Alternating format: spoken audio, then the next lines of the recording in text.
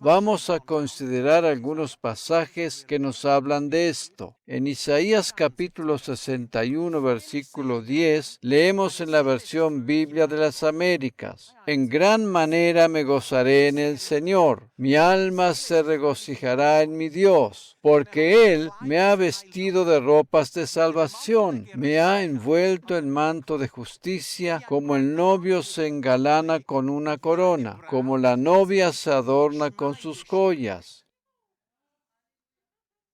La novia o futura esposa se adorna a sí misma con sus joyas y se engalana para la boda.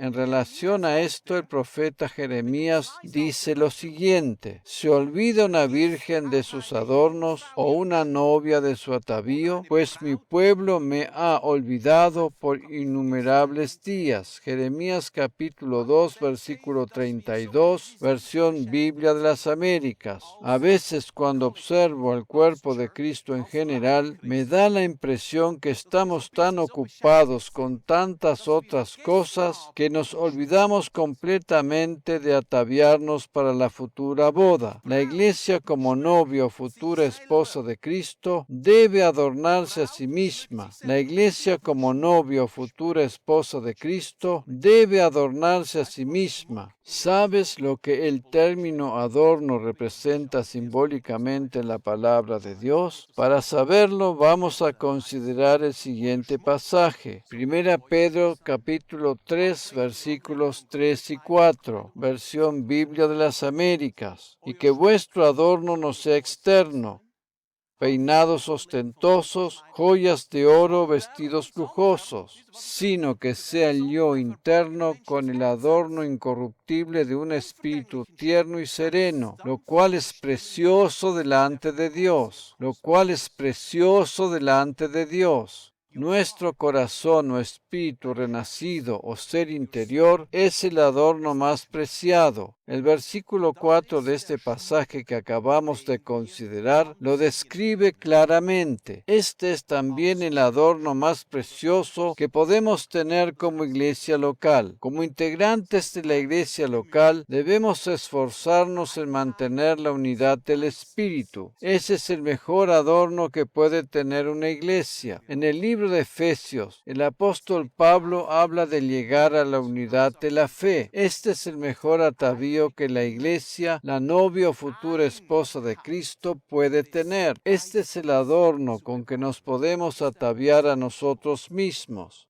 La unidad es el mejor atavío de la iglesia. Este es el adorno con que nos podemos ataviar a nosotros mismos. Uno. Amén. A menudo nos olvidamos de colocarnos el atavío de la unidad. A partir de este momento, vamos a tenerlo más en cuenta. Lo maravilloso de nuestro Señor es que, como Él sabe que la unidad no se logra de la noche a la mañana, nos concede tiempo y no nos apremia. La unidad no se logra por arte de magia. Por el contrario, esto tiene que ver con un proceso que lleva tiempo. Vamos a considerar el pasaje donde el apóstol Pablo se refiere a la unidad del cuerpo de Cristo. Efesios capítulo 4, versículos 12 al 16, Biblia de las Américas. A fin de capacitar a los santos para la obra del ministerio, para la edificación del cuerpo de Cristo, hasta que todos lleguemos a la unidad de la fe y del conocimiento pleno del Hijo de Dios. Aquí se refiere a llegar a la unidad de la fe, y eso implica un proceso y un determinado tiempo. Todavía no hemos alcanzado esa meta, sino que estamos en el proceso. Vamos mejorando y perfeccionándonos.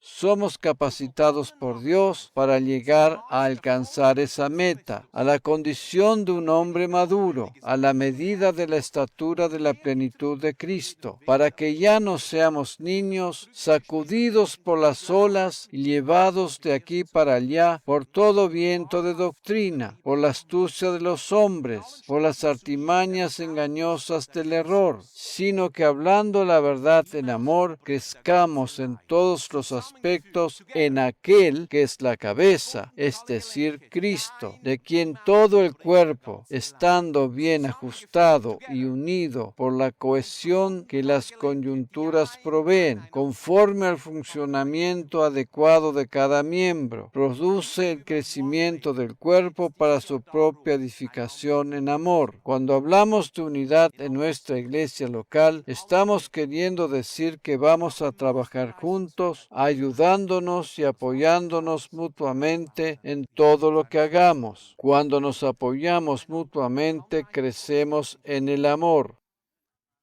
Cuando nos apoyamos mutuamente, crecemos en el amor. ¿Lo ves? Naturalmente que habrá momentos en que nos habremos de sentir frustrados y desanimados y con deseos de abandonar todo. Es comprensible que nos asalten esos pensamientos, pero de ninguna manera debemos abandonar todo porque eso no es bueno. Hay momentos en que tenemos deseos de abandonar todo, o como se dice comúnmente, de arrojar la toalla, ¿verdad? De arrojar la toalla, ¿verdad? De arrojar la toalla, ¿verdad? Casi todos nosotros nos vemos confrontados con ese tipo de pensamiento en algún momento de nuestra vida cristiana, pero sin embargo no sería una buena decisión concretarlo. Hay una cosa que tenemos que saber y es que cuanto más alta sea nuestra responsabilidad, más grande habrá de ser la lucha a nuestro alrededor. Esto es normal y se denomina guerra espiritual. En realidad nos encontramos permanentemente en guerra contra nuestro enemigo. Él nos ataca primeramente en nuestra mente con pensamientos negativos. Él nos ataca primeramente en nuestra mente con pensamientos negativos. Otra cosa que tenemos que saber es que Dios está trabajando con nosotros y nos está formando para llegar a ser lo que Él quiere que seamos.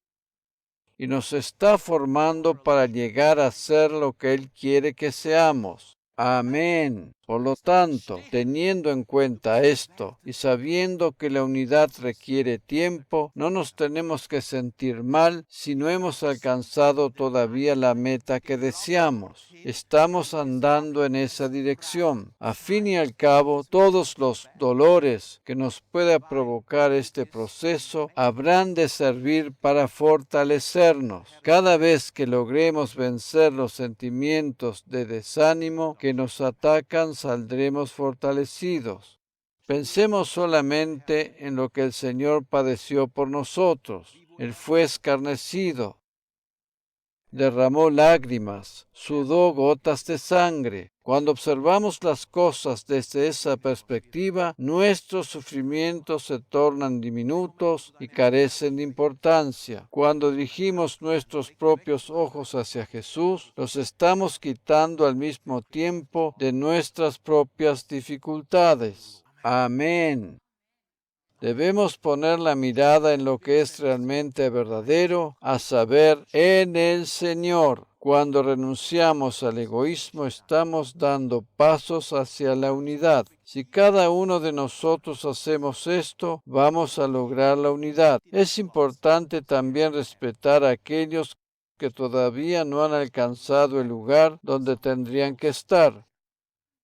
Por lo tanto, es importante hacer nuestra parte y respetar también a los demás. La unidad de la iglesia es algo muy valioso. La Biblia nos relata lo que sucedió entre los soldados cuando Jesús fue crucificado. Normalmente, los soldados solían repartirse las ropas echando suerte para ver a quién le tocaba qué parte. Pero cuando se trató de la túnica de Jesús, reconocieron entendieron que era algo de gran valor que no podía ser dividido. En Juan capítulo 19, versículo 23, leemos en la versión Biblia de las Américas: entonces los soldados, cuando crucificaron a Jesús, tomaron sus vestidos e hicieron 4 partes, una parte para cada soldado, y tomaron también la túnica, y la túnica era sin costura, tejida en una sola pieza. Si los soldados hubiesen partido la túnica, ésta hubiese perdido su valor. La unidad es algo muy valioso. Esta túnica de Jesús, tejida de una sola pieza y sin costura, representa simbólicamente la unidad de su cuerpo, que es la Iglesia. Para Dios el Padre, la Iglesia es una unidad. Por lo tanto, no tenemos que dividirla por causa de diferencias. La Iglesia o cuerpo de Cristo es una unidad. La túnica de Jesús nos habla proféticamente de esta unidad.